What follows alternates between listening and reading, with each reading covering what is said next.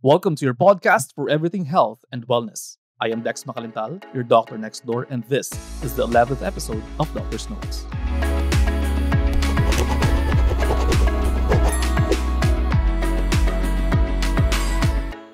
Guys, pansinin niyo naman yung bago kong microphone. This is the Mauno Pod PD100X. Tama ba? So, yeah, I think tama naman. So, ito yung bago natin ginagamit. Again, this is the PD100X podcast microphone from Mauno. So, they sent this to me to try to check it out. And then, kung gusto po ninyong i-level up ang inyong podcasting game or gusto po ninyo na magsimula ng podcast, you might want to check out this microphone. Also, kung gusto niyo po na mag-live, pwede nyo din po siyang gamitin. If you're also into gaming, pwede nyo rin gamitin to level up your sound kung hindi pa kayo nakaka-purchase ng inyong microphone or if you're just starting out. So, in this episode of Doctor's Notes, let's talk about diabetes. This is a chronic condition where the body either does not produce enough insulin or it cannot effectively use the insulin it produces, leading to high blood sugar levels. As one of the leading causes of deaths among Filipinos, it is crucial to understand how this disease affects millions and how we can take proactive steps towards prevention and management. So, as you can remember, or if you've been following us, in the first season of Doctor Next Door, our medical documentary and magazine show that airs on 1PH, we met Mark Kenneth Bandojo, who was diagnosed with type 2 diabetes. Ando na po yung time na palagi akong ihi ng ihi. Tapos nagsisimula po mag-blur ang vision ko. Nakita ko rin po na yung mga part ng katawan ko, meron po mga umiitim. Parang nagiging black siya. Right after ko pong kumain is parang feeling ko rin po pagod na pagod ako. Gusto kong matulog. Tapos meron na po doon lumabas na parang acidic ako.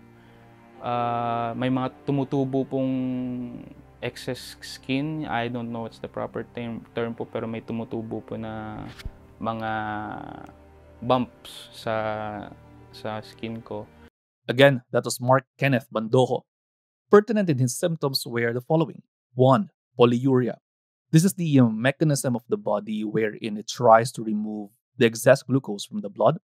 And we try to use the kidneys to filter out blood. And as we filter more blood, we get more urine. So more urine output, there goes your polyuria. Poly means many, urea means urine. So many urine, polyuria.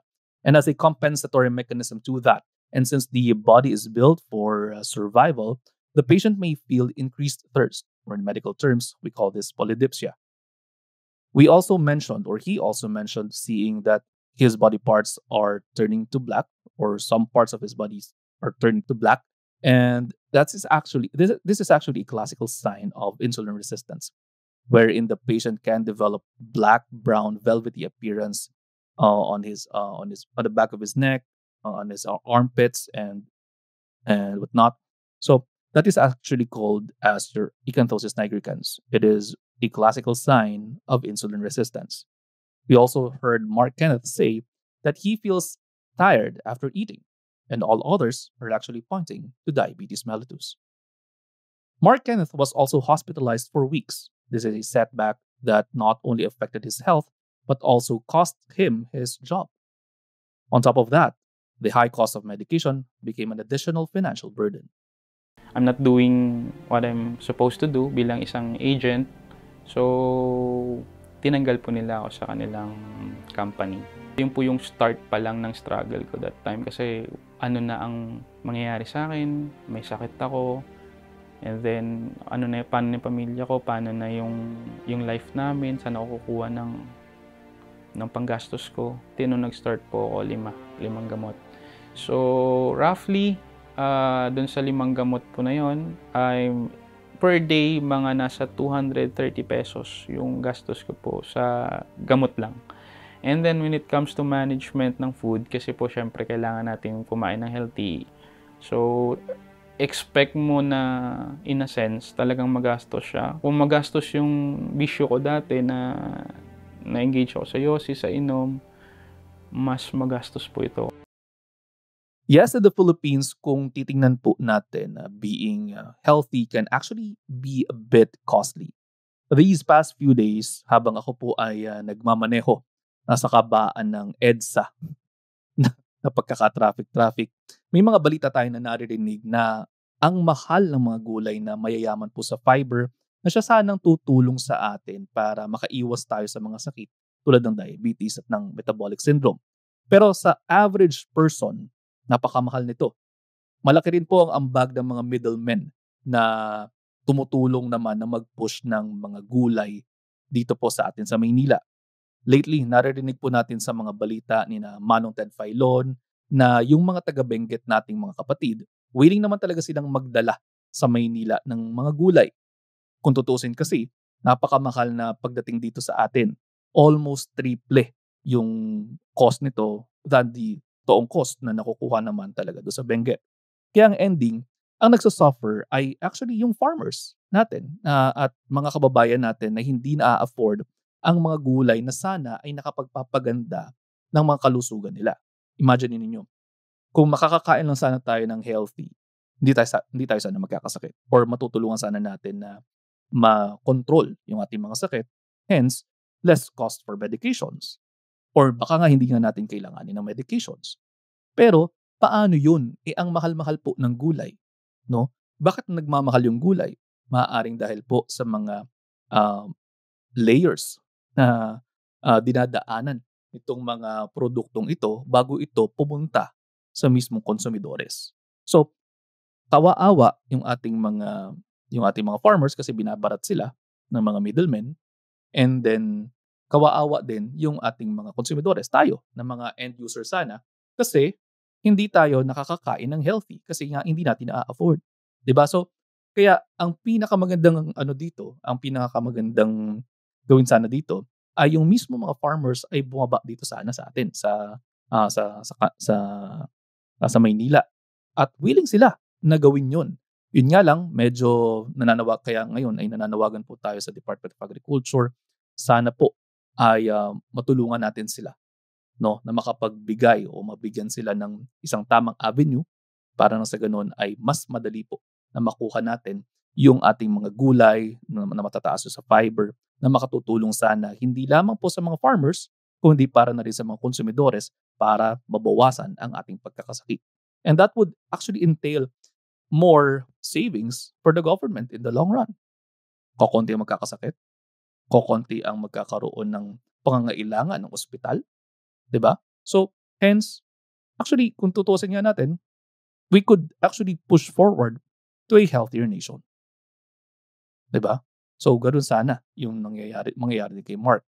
However, Mark Kenneth had to change his old habits, 'di ba? Kaya kinailangan din niya ng mga cost na ganyan. And when he changed his old lifestyle, nagtaas din, no? Nagtaas din actually yung increase nagtaas din actually yung risk niya ng pagkakaroon ng type 2 diabetes, no? So, ito po yung kwento kung bakit siya nagkaroon ng increased risk doon sa kanyang old lifestyle.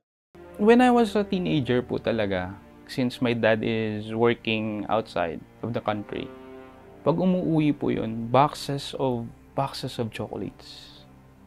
Tigi-isa po kami ng mga kapatid ko. As in, isang box, kinukonsume lang po namin ng isang buwan. I mean, nung pumasok na po ako sa line ng graveyard, hindi ko siya mabilang. I think, umiinom po ko ng 1.5 na soft drinks, any kind of flavor, any kind of brand. Minsan po umaabot ako ng 3 1.5 sa isang araw. Kasama na po dun sa shift ko. And then we have a store po kasi, so every now and then, dati kuha lang ako ng soft drink sa ref, inom. Then kuha ng soft drink sa ref, inom. Parang ginagawa ko na siya na yung nagiging tubig ko for the whole day. Kung papansinin natin, ayun po, no? Yun po yung mga risk factors natin. Naririyan yung mga pagkain niya ng matatamis, pag-inom din ng mga matatamis na inumin, isama pa natin yung pagiging sedentary ng lifestyle, kaya kapag ganyan, hindi po talaga magiging magandang ending nito.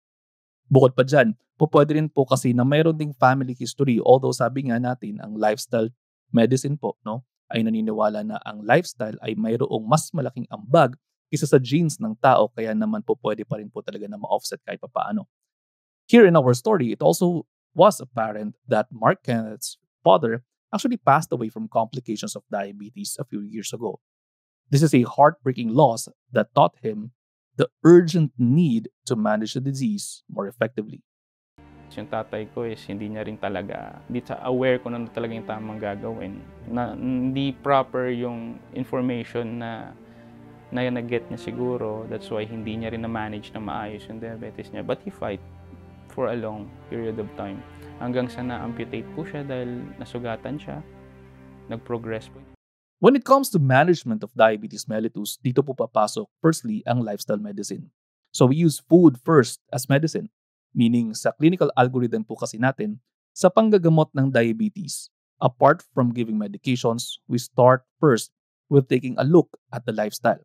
How the person eats, how the person moves, how the person sleeps and manages his stresses, etc., etc., etc. And then we give out medications if they cannot be controlled with lifestyle modification alone. So dito po pumapasok na kinakailangan talaga ng proactive o maging proactive ang pasyente sa kanyang healthcare. Hindi po pwede na sa doktor lamang iaasa o sa mga gamot lamang iaasa ang ating panggagamot sa ating mga pasyente. And on that note, break muna po tayo. We'll be right back after a few reminders.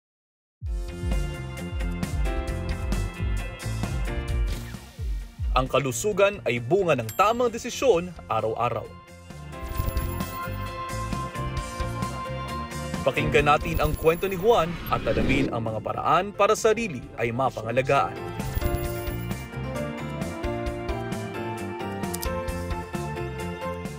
Ako po si Dr. Dex Makalintal, ang inyong doctor next door, Sabado sa 1PH.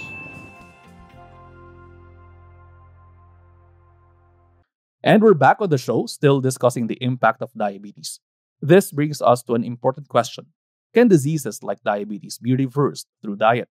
So, firstly, let's discuss the concept of using diet as a tool for disease management and reversal.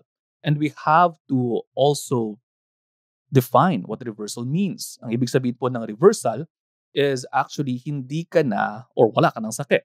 Say for example, may sipon ka, nawalan ka ng sipon o hindi ka na sinisipon, reverse na yung sipon mo.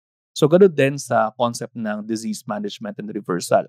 So, the disease or say for example diabetes is reversed kung hindi ka na umiinom ng gamot at nakakakain ka ng pagkaing normal na kinakain ng tao, prutas, gulay, whole grains, nuts, seeds, legumes, karne, no, na hindi tumataas ang iyong asukal. Halimbawa, nung po kayo ay bata, hindi po kayo masyado nagko-control sa inyong mga matatamis na pagkain, hindi naman po tumataas ang inyong asukal. So, kung sasabihin natin na ang disease ay na-reverse, ibig sabihin, wala pong pagtaas ng asukal kapag ka po kayo ay say for example, uminom ng soft drinks, kumain ng prutas, no? Kumain ng asukal, kumain ng tsokolate, hindi po tataas dapat ang inyong asukal. Say for example, magpa-OGTT kayo, no? Kung saan meron pong ipapainom sa inyo na matamis, and then kukulan kayo ng blood sugar after 2 hours, and then after 1 hour, after 2 hours, and after 3 hours, hindi po dapat tataas yun. Yun po yung totoong reversal. However, no, sa nangyayari po usually sa mga pasyente natin, no, at sa mga pasyente rin ng iba pang mga doktor, hindi po yun nami-meet yung criteria na yun. So ibig sabihin, maaaring na ma-mask lamang, no, yung mga sakit-sakit nila. So mamaya pag-usapan pa po natin yan, yung masking ng disease. So diet is actually the first line of treatment. Say for example, if you were diagnosed with pre-diabetes, ang magiging problema natin, no, ay kapag hindi po natin nakain ng tama o hindi tayo kumain ng tama, maaari po na mag-progress ito sa tinatawag natin na diabetes mellitus overt, no. So kapag hindi nyo na-reverse yon agad sa normal state yung pre-diabetes niyo, pwede siyang mag-proceed to overt type 2 diabetes. So, in pre-diabetes, we use diet as a first-line approach. At kung atin po madedemonstrate na tayo ay kayang mag-control ng ating asukal, no, nang walang gamot, pwede po masabi na nare-reverse po ang inyong pre-diabetes. But type 2 diabetes can only, yung overt type, no, ng diabetes can only be actually put into remission. No? Again, diet is a first-line tool. Maaari po natin gamitin yan as a first-line tool. Pero darating pa rin talaga sa punto na malamang sa malamang kakailanganin nyo pa rin po ng gamot. So, there are common diseases that are often discussed in the context of dietary interventions. Say, for example, your diabetes. Again, your heart disease, your hypertension. These are actually what you call as the lifestyle-related diseases.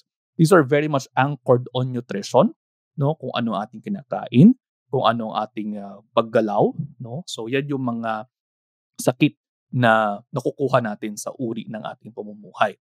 At malaki po ang epekto ng diet sa overall health. Kasi again, how we eat actually matters. And what we eat is actually what we get. No? So, say for example, kung madami kayong nakakain na asukal, madami kayong matatabang nakakain, you're very much prone sa pagkakaroon po ng mga inflammatory diseases na ito. No? Ito po mga sakit na ganito, we're very much prone to having them. Kaya naman, lagi natin sinasabi, mag-ingat po sa inyong mga kinakain. No? So, yung dietary interventions po natin, napakahalaga po niyan kasi mayroon po mga pag-aaral na nagsasabi na katutulong talaga ito sa pagmamanage ng mga diabetes, ng mga hypertension. Say for example, sa inyo pong cholesterol, no? There's this portfolio study na sinasabi na hinati, no, yung dalawang grupo. Say for example, yung isang grupo, binigyan po nila ng lovastatin 20 milligrams. Mga kapatid yan ng mga rosuvastatin, atorvastatin, simvastatin. And then the other group was given a low-fat, plant-predominant diet. No? So, doon mataas po yung fiber, no? Iniwasan po yung mga matatabang pagkain, ganyan. At nakita po sa pag-aaral na kayang ipababa, no, ng inyong low-fat, plant-predominant diet or the portfolio diet ng 28.6% ang inyong LDL cholesterol or yung bad cholesterol. And then yung grupo po na gumamit ng lovastatin 20 milligrams was able to reduce their bad cholesterol by around 30%. So, sinasabi lamang dito ay hindi po nagkakalayo yung inyo pong pagbaba o yung kakayanan na pabagsakin ang inyong bad cholesterol, no, ng inyong lovastatin o yung isang statin drug and ng inyong diet therapy. So, ganun din actually sa diabetes, ganun din actually sa hypertension. Say for example, for hypertension, nakita po sa pag-aaral na kaya pong pababain ng DASH diet, which is actually a plant-predominant diet. Pwede pa rin naman kumain ng karne pero lean proteins na kayang pababain ng DASH diet, no, which is actually also reduced in sodium by around 7.5 to 11 millimeters mercury ang inyong blood pressure. So, ganun siya. Kataas yung kayang ipababa ng inyong diet lamang. That's why, no, sinasabi natin na your diets actually could be instrumental to your healing. Pero again, no, kailangan po natin qualify, hindi po agad-agad na-reverse yun. Ang ibig sabihin lamang na reverse ay kaya po na hindi kayo nainom ng gamot, pero po pwede pa rin po kayong kumain ng normal na nakakain ng tao. Say for example, let's go to this na. No? Say for example, yung mga nagsasabi po sa low carbohydrate diet, yung po sinasabi sa mga ketogenic diet, you're actually just masking the disease. Bakit? Again, if you want to reverse your disease, ibig sabihin, kinakailangan you go back to the state na nakakain ka ng asukal or nakakakain ka ng asukal pero hindi tumataas ang blood sugar mo. Diba? Pero sa low carbohydrate diet, sa inyong ketogenic diet, kapag ka po kayo ay kumain ng asukal, po pwede pong tumaas ang inyong blood sugar. So, it's just, you're just actually masking, no? Minamask lang po o tinatakloban nyo lamang yung sakit ninyo. Hindi ka nagbibigay ng asukal, syempre hindi tataas yung asukal. Diba? Pero kapag ka kumain ka ng asukal, po pwede tumaas yun. No? Ibig sabihin, hindi nyo na-reverse yung disease. You're just masking it. You're just actually controlling it. You're just putting it into remission. No? Pero, ang problema dito, kung magtataas din po ang iba pang mga cholesterol ninyo, ang inyong mga uric acid, ang inyong mga creatinine, problema din yon. Again, remember that diets are actually there to support your health. Diets are there so that you won't develop diseases. Diets, no? Ang kinakailangan po natin sa diet, it is designed to be actually instrumental to your healing.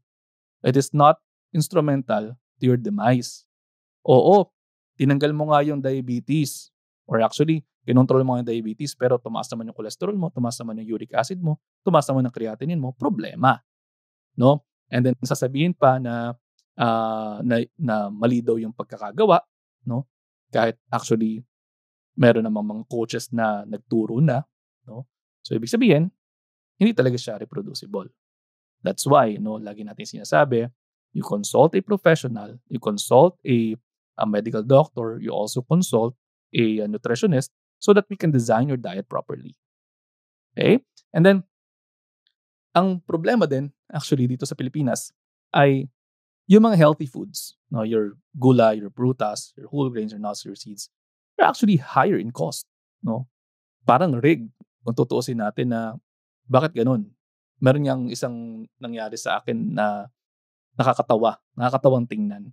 Sa isang mall dito sa Metro Manila, hindi ko napapangalanan yung mall. May magkatabing stalls, no? Yung isang stall, nagbibili siya nagbebenta sila ng prutas. Yung isang stall naman, nagbebenta sila ng prutas na mayroong asukal, yung tanghulo, no? So may nagbebenta ng tanghulo. So yung isa naman fruit stand lang siya. Yung fruit stand, no? Yung fruit stand, yung prutas doon, mas mahal pa doon sa may asukal. Eh kung tutuusin mo, yung asukal doon, syempre may cost yun. Pero mas mura yung may asukal na alam mong hindi na healthy kaysa doon sa walang asukal, kaysa doon sa cool food. 'Di ba parang nakakapagtaka. Bakit ganon yung ginagawa sa atin? That's why, no, kung tutuusin nyo din, no, ako pinapanukala ko na sana din sa fast food chains may choice na yung meal, no, yung meal mas magiging maganda kung hindi man sila nagso-serve ng service water, yung bottled water na lang yung isama nila, hindi na soft drinks. Kung tutuusin, tingnan nyo yung soft drinks, no, na pwedeng maging masama sa katawan natin, kasama siya dun sa meal. Pero kapag ikaw ay magbo-bottled water, magdadagdag ka pa, minsan 20 pesos, minsan 50 pesos. Diba? Kung tutuusin, dapat nga yung meal ninyo ay tubig na yung kasama. Oo, meron namang a la carte, pero meron kasing ibang mga tao na sensitibo sa ang tiyan nila sa service water, lalo na kung hindi purified water, lalo na kung tap water yung na iso-serve. That's why, no, kung ako nga ay magpapanukala, no, o ako ay magsasuggest, isang suggestion ko ay sana po sa mga fast food chains, no, imbis na, hindi ko naman sinasabi na kumain kayo sa fast food chain. Ang lagi ko sinasabi lamang ay kung yun lamang yung pwede nyo kainin, no, kung yun lamang yung accessible sa inyo, sana po sa mga fast food chains natin o kung saan mang restaurants, ang kasama sa meals would be bottled water, not actually yung mga soft drinks ninyo. Kasi we are actually promoting increased disease risk kapag ganon. Sana hindi ganon. No? Again, pagdating po sa nutrition, it is actually individualized din. No? Maaaring yung tolerance sa iba ay hindi tolerated ng iba. Kaya naman, sasabi natin, there are actually principles in diet therapy. Una, individualization, liberalization, and then simplification. It should be simple, easy to do, sustainable, and then individualized. Iba-iba. Yung para kay Juan, para kay Pedro, para kay Maria, para kay John, mga ganyan. At dito, no, actually sa pag-i-implement po ng lifestyle management, we're not actually alone, no? So diyan papasok ang inyong mga nutritionists, ang inyong mga allied health practitioners, nurses ninyo, PT, and then of course your doctor. So you'd like to consult with them as much as possible.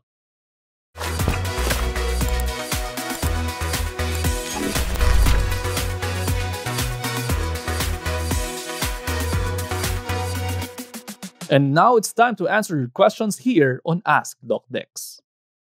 Alright, ito na po yung mga katanungan ninyo tungkol sa inyong kalusugan. Unang tanong mula po kay Laila Zunares. Ang sabi niya, anong magandang vitamins po, Doc, sa merong anxiety na pwede sa uric? So magkaiba yun, ano? Yung vitamins kasi actually, hindi naman niya i-address yung uric acid ninyo. No? Walang vitamins na mag-a-address ng uric acid levels ninyo. Pero pagdating sa vitamins, sa mga mayroong anxiety, depende kasi. Kaya nga, lagi natin sinasabi na individualized approach. So, usually, pwede na dyan yung B vitamins, no?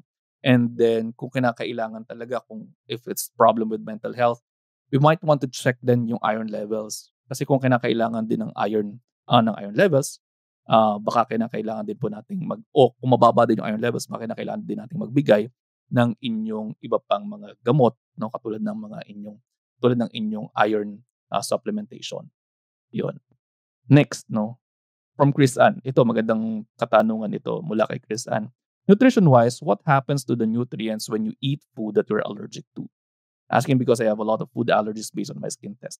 Okay, well, if you're allergic to the food, no, maaari kasing isang nutrient lang yung allergic ka. Say, for example, sa pagkain, no, hindi naman lahat ng nutrients ay allergic ka, no? So, kung yung nutrients na hindi ka allergic, na actually na-absorb ng katawan yan. Pero kasi minsan, nagre-react lamang yung katawan natin to some allergens. And these allergens, yun yung dahilan kung ba't kayo nagkakaroon ng wheals. Pero your body actually is able to absorb these nutrients. So, no worries, no? Pero again, kaya lamang namin kayo pinagbabawalan kumain ng mga pagkaing allergic kayo kasi maaari po kayong magkaroon ng problema. Like for example, your anaphylactic shock, na maaari nating ikamatay kapag hindi natin naagapan.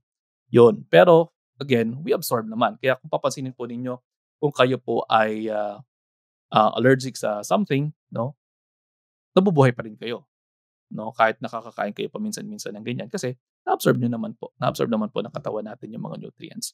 It's just that, sometimes, our bodies react to some of the other nutrients. And our last question for this episode is from Elsa Uson. Hi, Doc. Any advice po sa sciatica pain? Okay. For sciatica pain kasi, neuropathic pain kasi ito. So, ang sciatica po ay yung isang nerve na tinatawag na sciatic nerve na nagtatraverse mula po sa ilalim po mula po sa inyong lower extremity, mula sa inyong glutes pababa sa inyong lower extremity. Pwede po kasing sumasakit 'yon, no? So, pagka naiipit 'yan, no, sumasakit talaga yan. So, any advice? Number 1, posture, no? Magpo-physical therapy po kayo, and then pwede din po kayo gumamit ng TENS machine. And then last one, or another one, is heat therapy. Pwede rin po yun. And syempre, dyan po papasok ang inyong pain relievers, no? So, yung pain relievers natin, pwede po na yung NSAIDs ninyo, o kaya din naman po ay syempre, since neuropathic ito, dyan po papasok yung mga neuropathic pain killers po ninyo. No? So, dyan papasok yung mga pregabalin, and then yung vitamin B12, no? At saka other B vitamins. This portion is brought to you by Organic California. For more information, visit www.organic.com.ph. And that's it for today's episode. Follow me on my socials, Dr. Dex Macalintal on Facebook and on TikTok and also on YouTube, and Dex Macalintal on Instagram. Follow this podcast on Spotify, rate us 5 stars, and please share this episode to your friends. I also have a medical documentary and magazine show on 1PH. Catch an episode every Saturday at 11:30 a.m. I am Dr. Dex Macalintal with the next episode of Doctor's Notes, the podcast.